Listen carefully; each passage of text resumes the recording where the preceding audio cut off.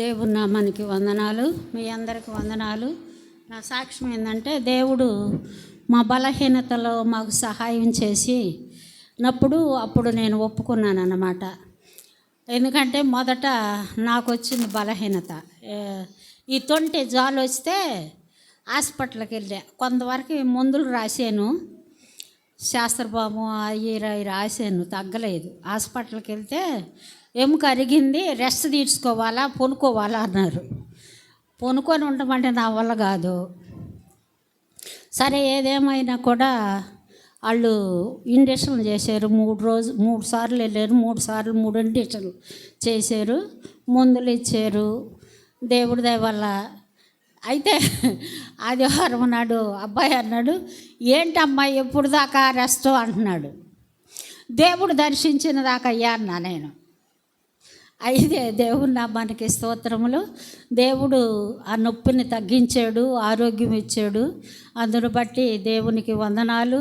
తర్వాత నా భర్త విషయంలో కూడా మేమిద్దరమే బలహీనులమే. ఆయన కూడా నాకు తొంటి నొప్పి ఉందని అన్నాడు. సరే, తీసుకెళ్తే ఆయనకి స్కానింగ్ తీసి ఏందో ఉబ్బినట్టు ఉంది అన్నట్టుగా ఆ స్కానింగ్లు అని చెప్పారు.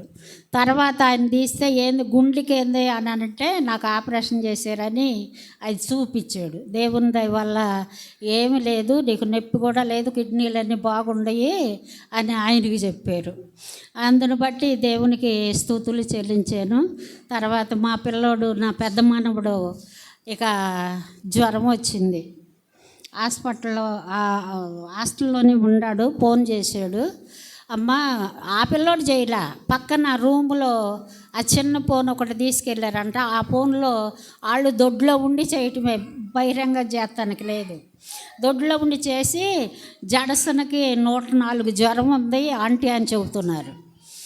ఇక అప్పుడు నేను మా పిల్లోడిని తొందర చేశా. పిల్లోడిని తీసుకురావటానికి రమ్మని చెప్పమని చేసినప్పుడు దేవుని దయ వల్ల వాళ్ళు సెలవు ఇచ్చారు.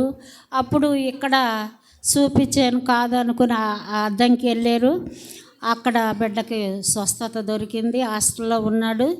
దేవుడు, ఎందుకంటే బలహీనతలు వస్తూనే ఉంటాయి. మనం శరీరానికి విమోచన లేదు, కానీ ఆత్మకే విమోచన ఉంది.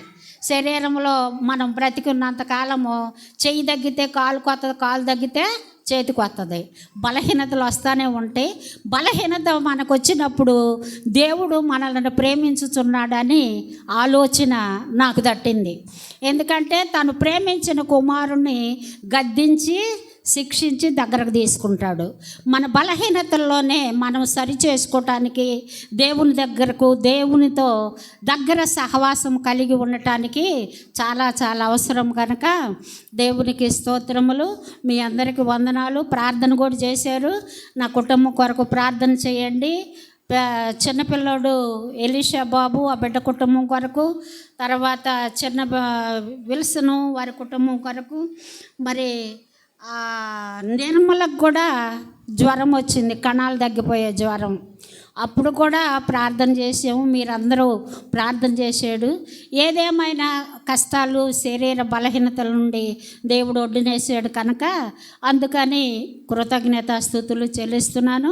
మీరందరూ నా కుటుంబం కొరకు ప్రార్థన చేయండి. చిన్న కుమారుడు, పెద్ద కుమారుడు, వారి కుటుంబం సంపూర్ణంగా దేవునిలో సాగిపోవాలని, బిడ్డలు చదువుకుంటున్నారు, వారికి జ్ఞానము, వివేకము దేవుడు అనుగ్రహించినట్లు మీరు ప్రార్థనలో జ్ఞాపకం చేసుకోమని చెబుతున్నా. ఇదే నా సాక్ష్యం.